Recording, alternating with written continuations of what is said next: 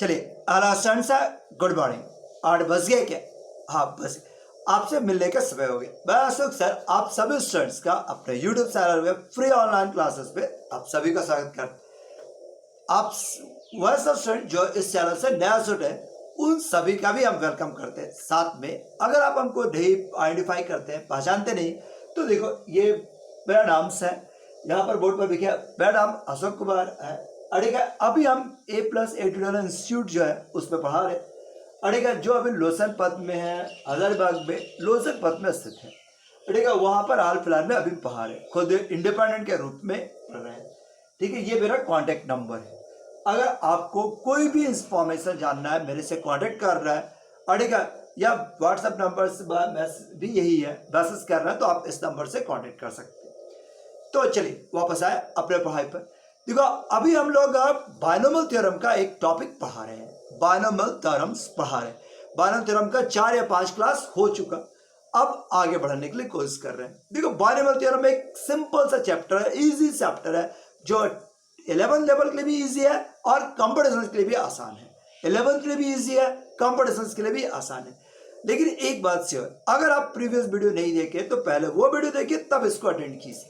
पीछे वाला वीडियो देखिए, तब इसको अटेंड कीजिए, और तभी यह बेनिफिशियल है। ठीक है, तो आपसे रिक्वेस्ट है कि आप पहले पुराना वीडियो देखिए और तब इसको देख लीजिए। लेकिन आप में से जो इसको लगातार रेगुलर वे में फॉलो कर रहे हैं, आइए क्लास को हम आगे बढ़ाते हुए चले।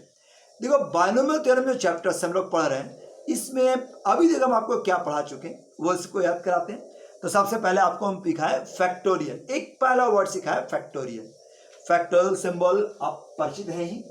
अड़ेगा फैक्टोरियल सिंबल्स, ये देखो फैक्टोरियल 5। फैक्टोरियल 5 का मतलब क्या हो गया? 1 × 2 × 3 × 4 × 5। अड़ेगा ये आपका 120। फिर आपको हम सिंबल सिखाएं NCR। NCR जिसका मतलब होता है फैक्टोरियल N, फैक्टोरियल R और फैक्टोरियल N-R।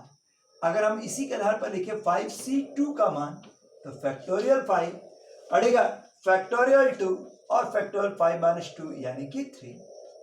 सो फैक्टोरियल 5 का मतलब 1 2 3 4 5। फैक्टोरियल 2 का मतलब 1 × 2, और ये हो गया 1 2 और 3।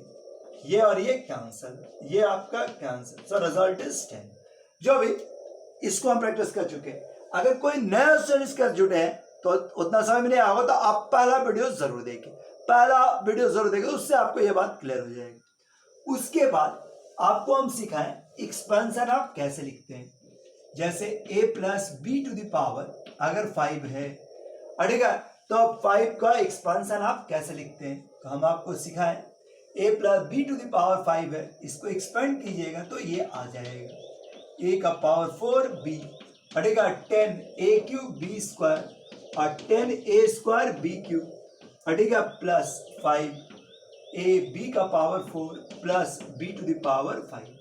अब ये कैसे लिख पा रहे हैं ये आप बहुत ही अच्छा से जानते हैं। ठीक बस ये हम कैसे लिख पाए ये आपको जानते हैं। अगर नहीं जानते तो सेकंड डे का वीडियो जरूर देखें, बायनोमियल का सेकंड डे का वीडियो जरूर देखें। ठीक बस इसके बाद आपको हम सिखाएं कि कोई भी एक्सपेंशन का माने क्या प्रॉपर्टी हो सकता है, क्या गुण हो सकता है वो। साथ में आपको हम ये सिखाएं कि कोई एक्सपेंशन का एक पार्टिकुलर टर्म कैसे लिखते हैं। पार्टिकुलर टर्म्स आप कैसे लिख पाते हैं, जैसे ये देखो 2x² plus 1/3x whole to the power 15। अड़ेगा बताओ इस पर टोटल टर्म्स का संख्या कितना। तो जैसा हम प्रॉपर्टीज में आपको लिखवाए हैं कि इसमें जितना भी पावर होता है उससे एक ज्यादा, जितना भी पावर होता है उससे एक ज्यादा, यानी टोटल टर्म्स कितना 16। सो टोटल टर्म का संख्या 16। अड़ेगा इसमें इस एक्सपेंशन में टोटल टर्म्स का संख्या कितना होगा 16। अगर मान लो हमको छठा टर्म लिखना है, हम लोग को छठा टर्म लिखना है, तो प्रोसेस क्या बताए कि जो भी टर्म बोला उससे एक कम, यानी कि 15C5। जो भी टर्म बोला 6 से एक कम 5, ये 15 फिक्स है। अब 2x² का पावर, 2x² का पावर इन दोनों का डिफरेंस, इन दोनों का डिफरेंस यानी कि 10 और 1/3x का पावर 5। अटेगा पहला टर्म का पावर सेम और इतना ये टर्म लिखने का तरीका। अगर मान लो इसी एक्सपेंशन में हम लोग को 12वां टर्म लिखना पड़ता तो क्या लिखते? 15c11 2x² का पावर 15 माइनस 11 यानी कि 4 और 1/3x का पावर 11। ठीक है, लिखना सीखे हुए हैं। पावर क्या था, पर खासियत क्या था कि ये वाला टर्म्स और ये दोनों पावर का सम मिलाकर 15 आएगा ही। कोई भी टर्म लिखो, 1 से लेकर 16 टर्म तक लिख लो, सम में दोनों फैक्टर, पहला फैक्टर सेकंड फैक्टर का पावर का सम हमेशा 15 ही होगा। जो भी ये सब आपको हम पढ़ा चुके हैं। ठीक है, लास्ट क्लास में जैसे इसी क्वेश्चन में हम लोग ये वाला क्वेश्चन भी सीखे कि find coefficient of, find coefficient of x का पावर 9, x का पावर 9 का कोफिशिएंट निकाले। याद है ना आपके पास? वीडियो रोक लो, आप बना लो। अरे बोर में लग सर का है, 3 दिन से एक ही क्वेश्चन बना के बोर कर रहे हैं। सही में बोर कर रहे हैं, हाँ बात तो सही, लेकिन तब भी बना ले। तो हम लोग क्या बनाए, suppose r+1 term contains x का पावर 9, ऐसा ही स्टार्ट करते हैं ना। Suppose r+1 term contains x का पावर 9, सो ये वैल्यूज क्या हो गया 15cr 2x² का पावर, इन दोनों का डिफरेंस 15 माइनस r और 1/3x का पावर r। अब हम डिटेल से नहीं बना रहे हैं, आप लोगों को तो प्रैक्टिस हो ही गया, हुआ है ना? नहीं हुआ तो पीछे वीडियो देखिए, नहीं तो पिछला वीडियो देख लीजिए, और अगर हो गया तो सीधे 15cr 2 to the power 15 minus r x का पावर 30 माइनस 2r और नीचे 3 का पावर r और x का पावर r। अब ये वाला टर्म्स को, ठीक है ना, x का पावर 30 माइनस 2r r ऊपर ले गए तो 30 माइनस 3r बराबर x का पावर 9। सो 30 माइनस 3r बराबर 9 को इधर ले आए, ठीक है, सॉल्व कर दीजिए। सो r का वैल्यू 3r बराबर 21, सो r का वैल्यू क्या आ गया 7, सो r का वैल्यू 7, दैट इज r का वैल्यू 7। सो इसमें हम बढ़ा के कोफिशिएंट निकाल सकते हैं फ्रॉम फर्स्ट, ठीक है, required coefficient is equal to, required coefficient is 15c, r का वैल्यू 7, ये हो गया 7, 2 टू द पावर 15 माइनस 7 यानी 2 टू द पावर 8, नीचे divide by 3 to the power 7।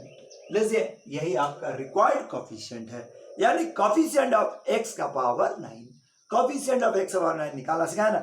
आज आपको हम और मजेदार टॉपिक सिखाए कि इसको शॉर्ट में कैसे बनाया सकते हैं। जैसे इसको बनाने जाओ, कितना भी बढ़िया कोर्स करोगे तो 2 से 3 मिनट तो लग ही जाता है, लेकिन आज तुमको सिखाने जा रहे हैं वो ट्रिक जिससे यह आधा मिनट में बन जाएगा, जिससे वो आधा मिनट में बन जाएगा। तो आइए इसी क्वेश्चन के साथ शुरुआत कर लेते हैं। नहीं, इसी क्वेश्चन के साथ शुरुआत करते हैं। Find the coefficient of x का power 9।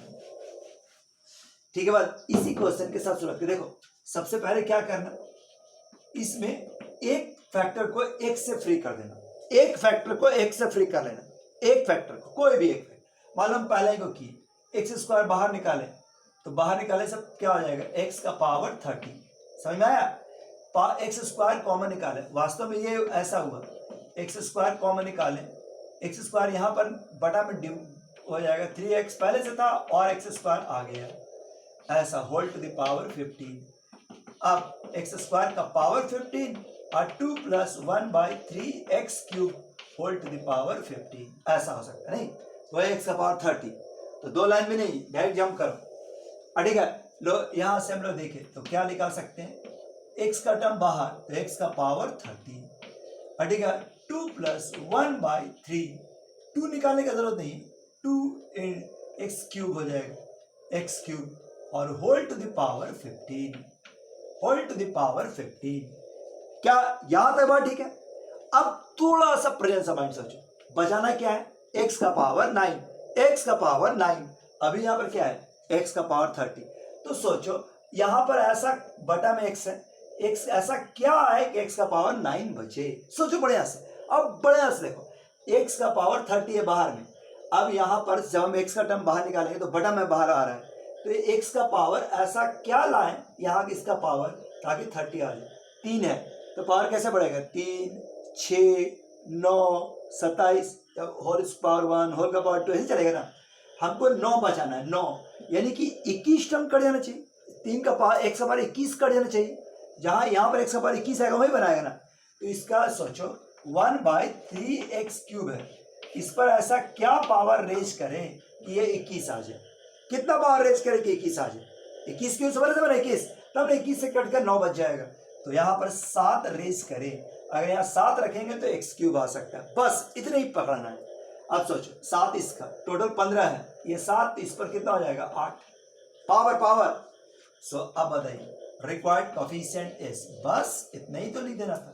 Required coefficient is 15c, जो रहेगा वही यहाँ पर लिखाएगा 7 15c 7 2 to the power ये वाला 8 और इनटू में x लिखने की जरूरत ही नहीं है 1/3 to the power 7। So answer is 15c 7 2 to the power 8 और 3 to the power 7। बहुत आसानी से बनता है, क्या समझ में आ रहा है। बस एक बार फिर से अलग एग्जांपल के साथ देखो। जैसे ठीक है 3x का पावर 4/5 3x का power 4 plus 1/2x² whole to the power 13 ठीक है। और ये कहा जाए ठीक है whole to the power 13। So कहा जाए ठीक है फाइंड कोफिशिएंट ऑफ x का पावर, ठीक है फाइंड कोफिशिएंट ऑफ x का पावर 16। मान लो 16 का कोफिशिएंट निकालना है। फाइंड कोफिशिएंट ऑफ x का पावर 16। देखो कितना गड़े मिलाओ, आधा मिनट। सबसे पहले एक्सपांशन, क्या बोले x का 1 ले लो, बाहर निकाले 13 चौके 52, x का पावर 52 और ये वैल्यू बचेगा 3 प्लस 1/3 2 तो रहेगा ही, x4 इससे गुना हो गया x का पावर 6 पावर 13। अब सोचो कि 1/2x का पावर 6 है, इसका पावर ऐसा क्या करे। यहाँ पर 36 क्या बचाना है 16 बचाना है, यहाँ बचाना 16 बचाना है। कितना हो गया 52 में से 16 कट गया मैंने 36, तो 36 कटवाना है। तो यहाँ पर ऐसा हम क्या पावर रखें कि 36 आ जाए। x का पावर 6 है, इसका पावर क्या रखे कि 36 आ जाए। तो 6 6 36 पावर बार गुना होता ना, वही ध्यान रखते हुए मैंने इसका पावर 6 चाहिए। 13 है, ये 6 इसमें तो 7 इसमें।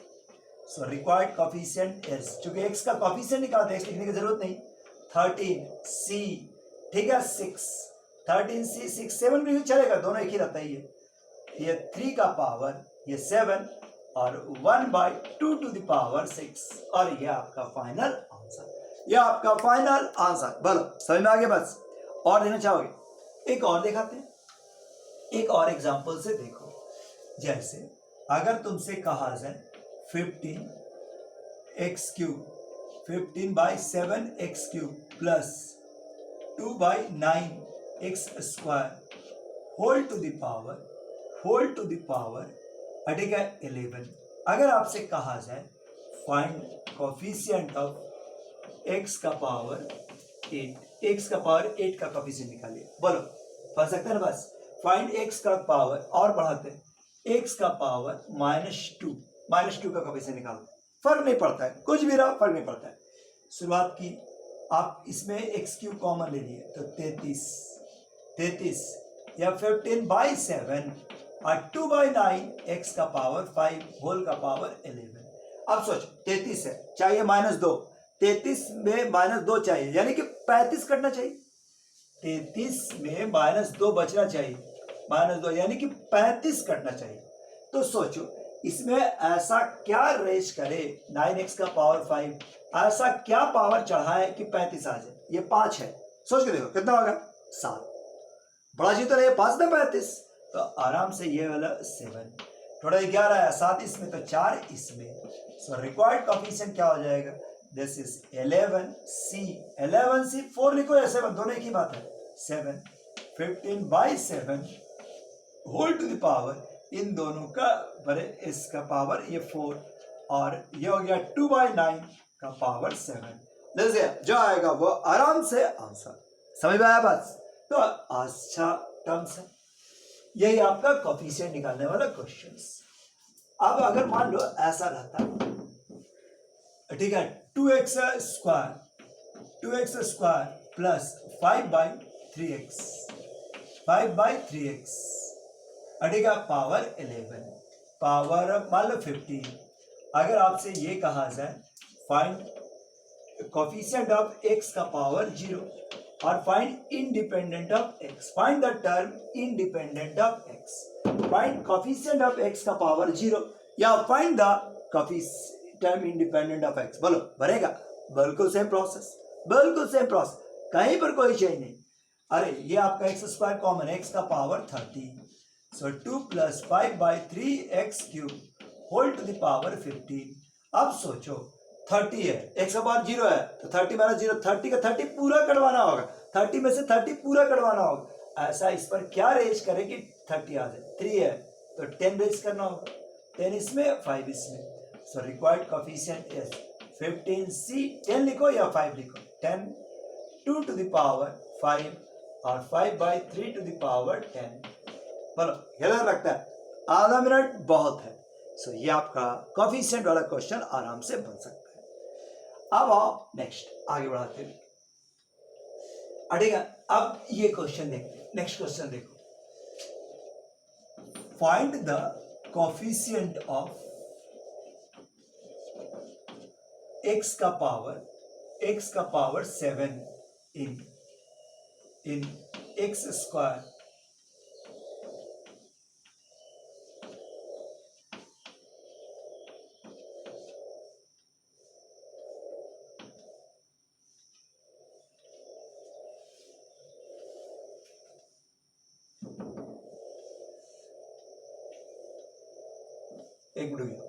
एक मिनट को सभी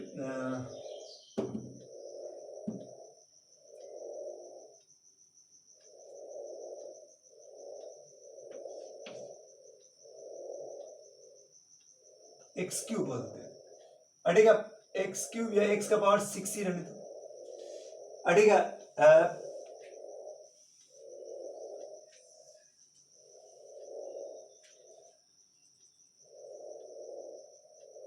ठीक है। अड़ेगा find the coefficient of x का पावर 6, बोलो भरेगा? बस कोई नयापन नहीं, सीधा सीधा वही रूल, फिर से expansion.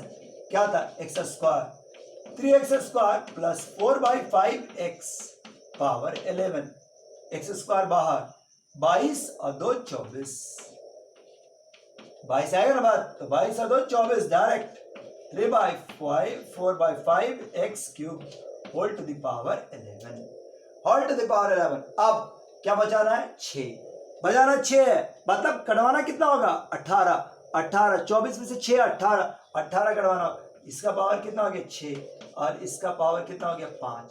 So required coefficient is, मतलब फर्क नहीं पड़ा, अपने आप को और एडजस्ट कर लिया।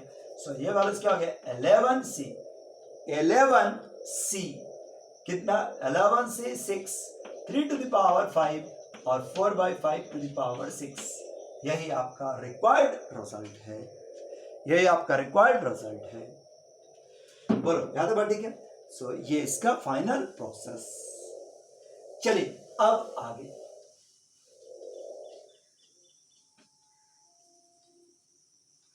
एक एक्सपांशन दिया हुआ है, 5x³ और 1/2x² whole to the power 12, whole to the power 12। Find coefficient of, जैसे ये क्वेश्चन पूछ रहा है फाइंड कोफिशिएंट,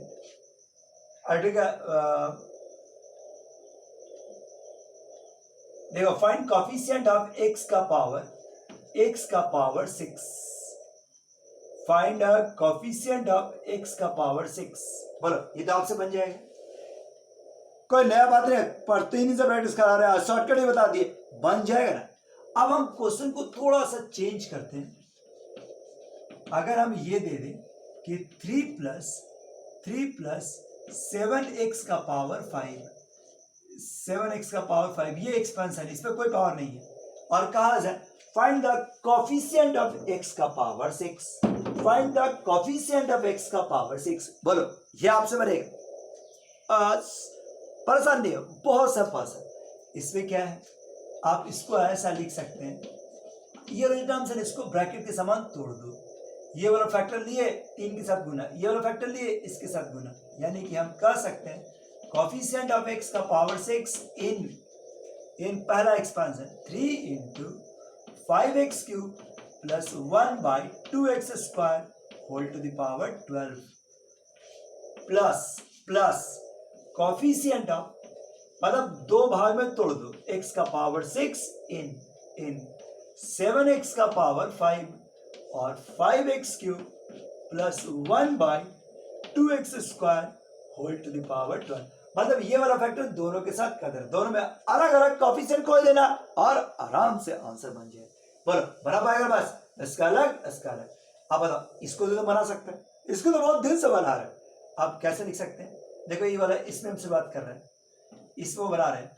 सो 3 जैसा सिखा रहे हैं, एक्स क्यूब बाहर, एक्स का पावर 36, ये हो गया 5 प्लस 1/2x का power 5 whole to the power 12।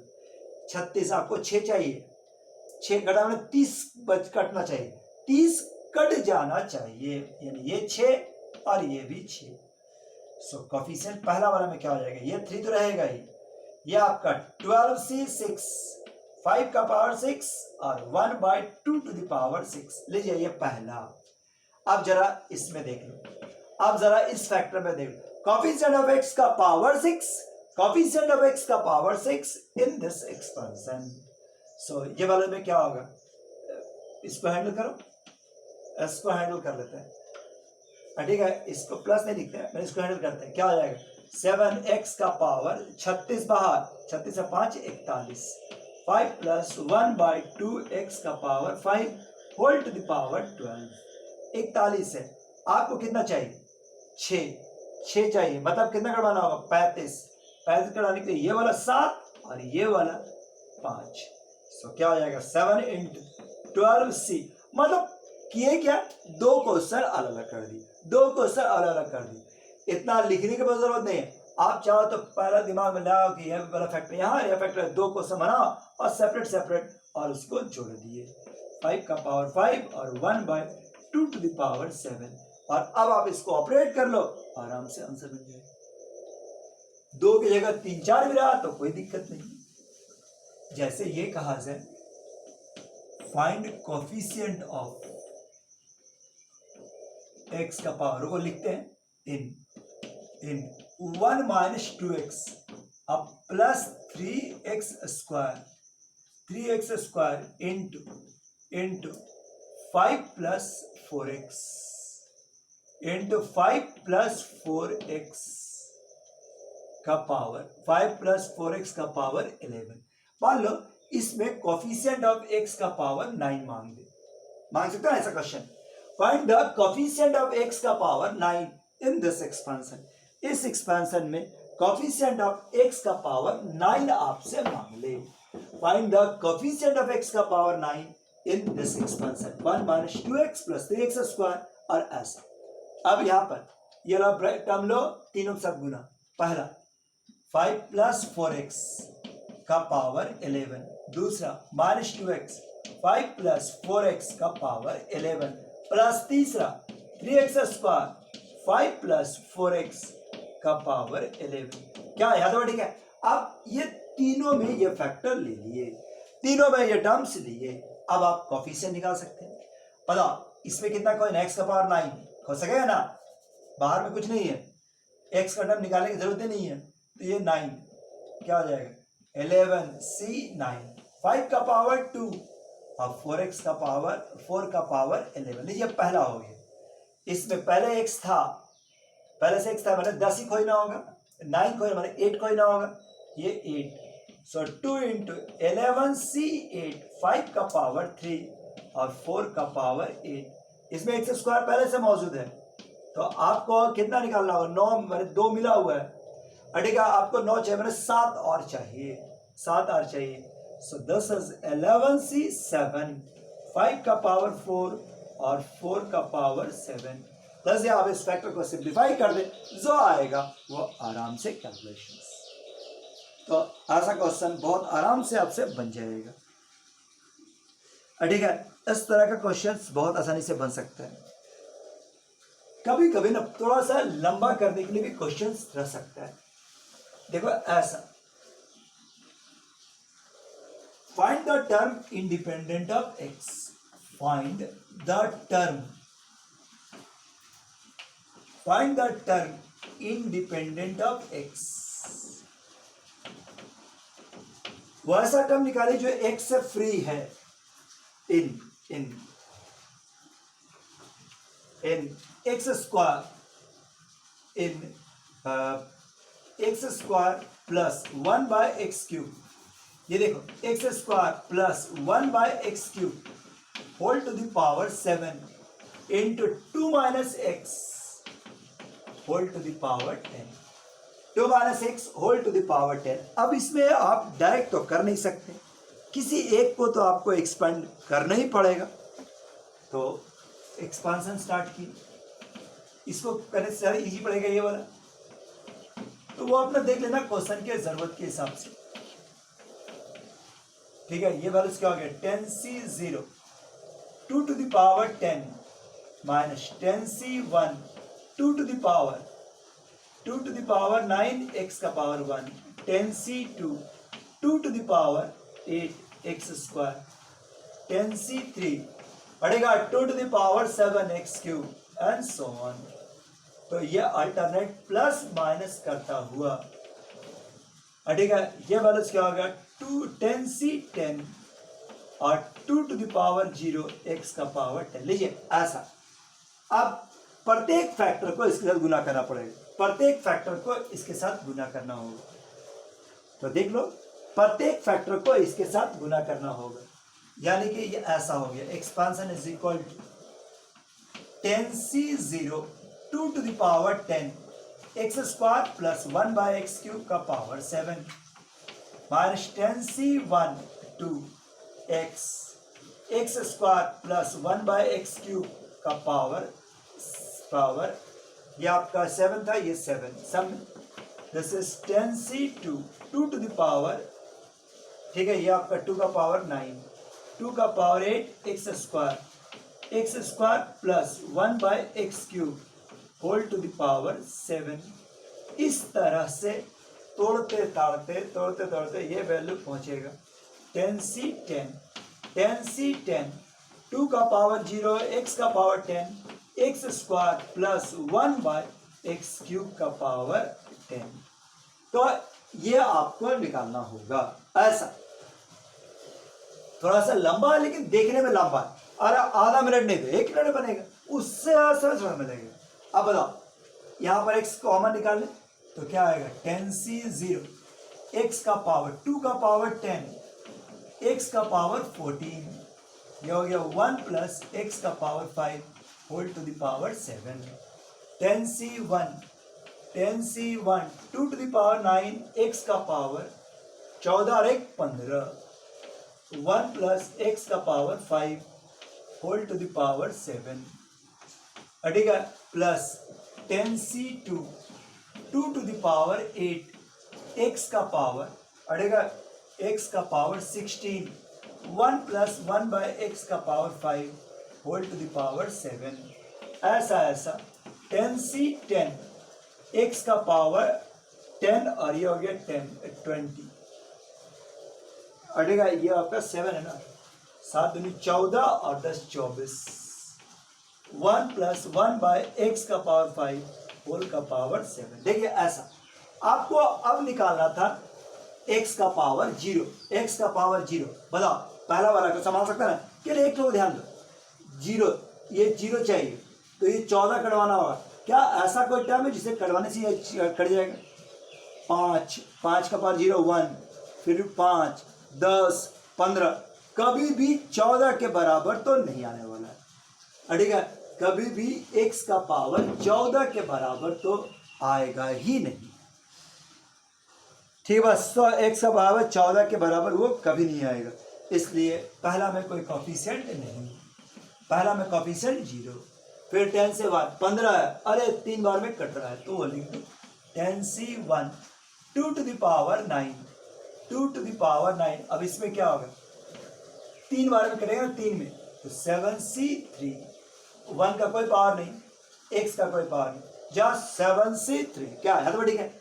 इसमें 15 है, 5 से 16 नहीं कटेगा, 17 रहेगा तब भी नहीं कटेगा, 18 रहेगा तब भी नहीं कटेगा, 19 रहेगा तब भी नहीं कटेगा, 20 में जाकर कटेगा, 20 में जाकर कटेगा। ठीक है, यानी कितना रहा 16, देखो 2 में 16, 3 में 17, ये भी नहीं कटेगा, 4 में 18, 5 में 19, 6 में जाकर 20, यानी क्या रहा 6 में 20। सो 10c6, 10c6 2 to the power, ठीक है, ये तुम्हारे पास 9, ये 9 आएगा 6, ये हो गया 4, देख लो बड़े, और ये हो गया 7c6, 7c6 सॉरी 6 नहीं 7c4, ऐसा कट जाएगा। इसके बाद 10c, फिर से हमारे पास पावर 16 है, ठीक है, 16 ये वाला टर्म से हमारे पास नहीं कट रहा, 10c6 यानी 20 वाला टर्म कटेगा। 20 के बाद 21 नहीं कटेगा, 22 नहीं कटेगा, 23 नहीं कटेगा, 24 नहीं कटेगा, बस नहीं लास्ट, यही आपका फाइनल आंसर। तो थोड़ा सा प्रेजेंस ऑफ माइंड और आराम से आंसर निकाला जा सकता। उम्मीद है समझ में आया होगा, आ रहा होगा। चलिए आगे बढ़ते हुए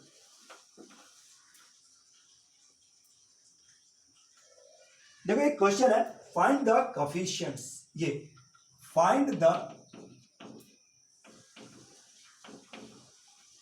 term independent of x, independent of x, find the term independent of x in 1 plus x plus x का पावर -2 और x का power -3 whole to the power 10। अड़ेगा इस क्वेश्चंस में बात कर रहे हैं, तो अगर थोड़ा ध्यान दो तो आराम से बनाया जा सकता है। Find the term independent of x in this expansion.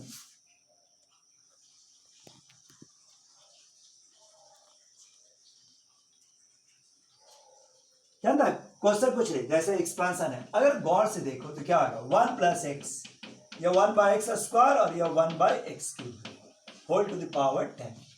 1 plus x तो ठीक है, अगर इन दोनों में x³ का एलसीएम ले लें तो x + 1 नहीं, और यह value whole to the power 10, यह आपका x + 1, ये और ये x + 1 कॉमन, सो 1 + 1/x³ और होल टू द पावर 10। वास्तव सजाने की कोशिश कर रहे हैं, x + 1 का पावर 10 और यह हो गया 1 + 1/x³ whole to the power 10 नहीं।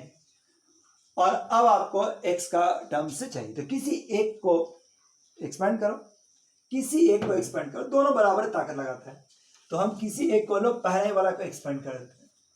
सो क्या आ जाएगा, दिस इज 10c0 x का पावर 10, 10c1 x का पावर 9, 10c2 x का power 8 dot dot dot 10c10 x का पावर 0 और एंडो में 1 + 1/x³ whole to the power 10। ये ना हम लोग के पास है।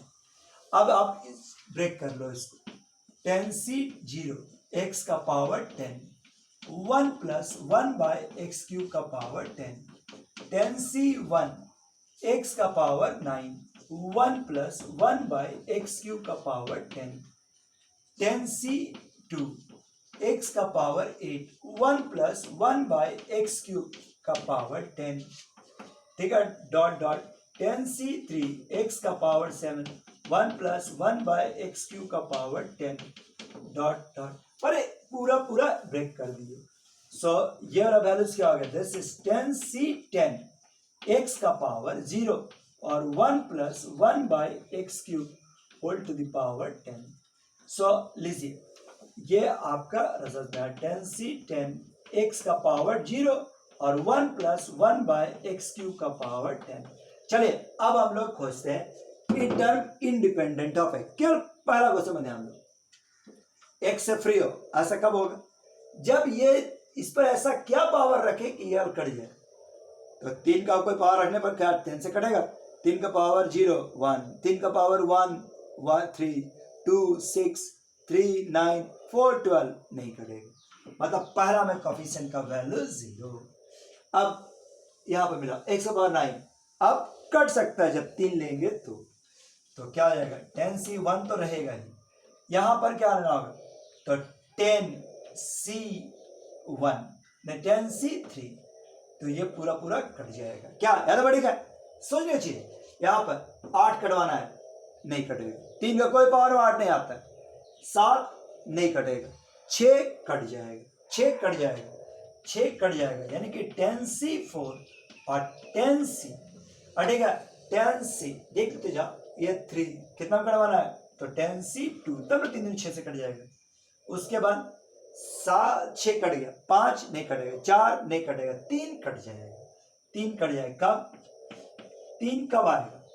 ठीक है, बस 10C3, तो यहाँ पर देखो 10C3 मैंने 1 4 या 7, ये x का पावर 3 पहला भाग कट जाएगा, x क्यूब आएगा। अब सोचो यहाँ पर 3 मतलब हो गया 10C1, उसके बाद 10C9, ठीक है, ये हो गया 1 4 7 और 10, 10C10 x का पावर 0, और यहाँ पर x का पावर 0 कब आएगा, तो 10C0। लीजिए कुछ इतना ही टर्म बचेगा, बाकी सब फैक्टर 0 0 0 0 ऐसा ही कुछ हो जाएगा, हटेगा 0, मतलब पूरा कुछ इस तरह का टर्म बचेगा, 1 2 3 अच्छा। तो आप ध्यान से देखिएगा तो क्वेश्चंस बनते चला जाएगा। बोलो सभी 12 बस। अब आगे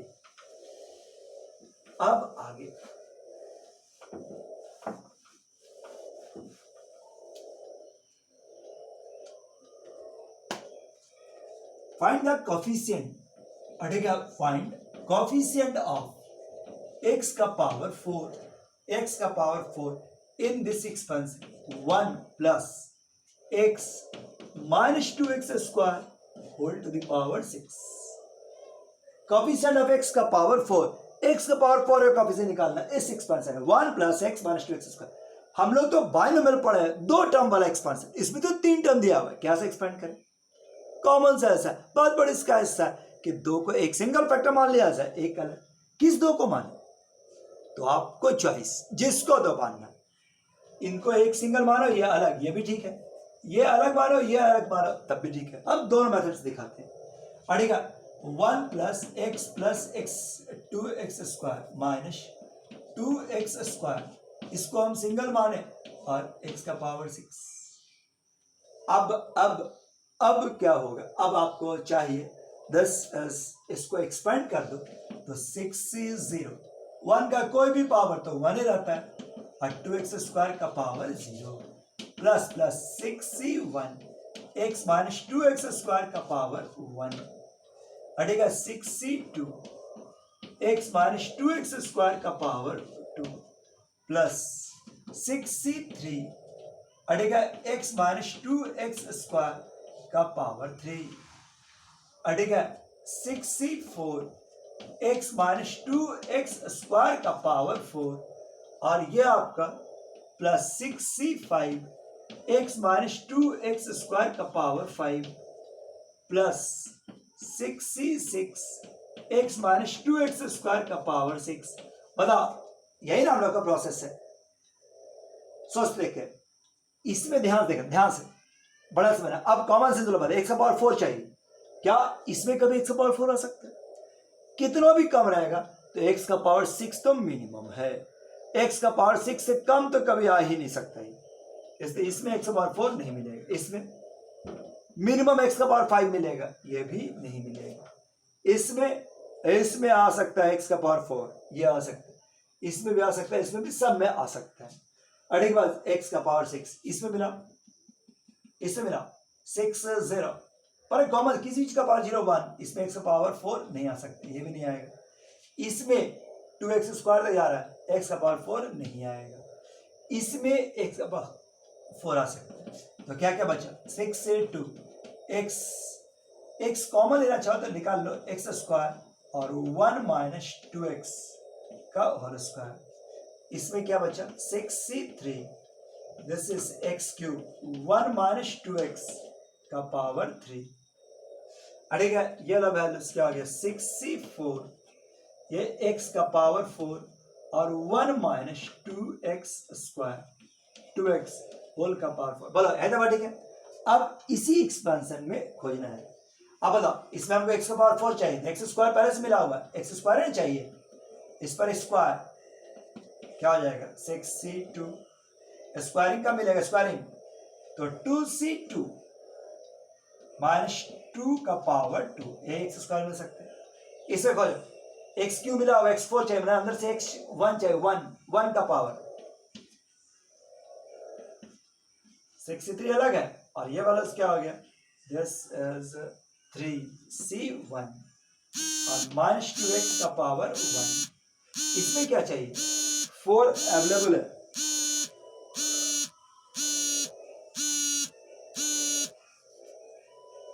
इसमें आपका 4 अवेलेबल है, तो अंदर में पावर 1 0 चाहिए, तो 6c4 और ये वाला हो गया 4c0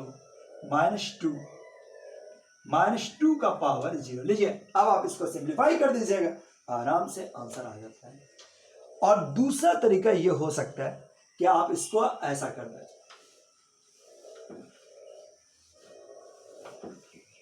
देखो दूसरा ये हो सकता है कि आप 1 + x को एक साथ रखें और -2x² को अलग कर दें, पावर 6, तो क्या हो सकता है एक्सपांशन में 6c0, 1 + x का पावर 6 और -2x² का पावर 0 प्लस 6c1, 1 + x का पावर 5 और -2x² का पावर 1 अड़ेगा 6c2, कोई फर्क नहीं पड़ता, दोनों से वैल्यू बिल्कुल सेम आएगा, एकदम आराम से समझ लीजिए और बढ़ाते चलिए।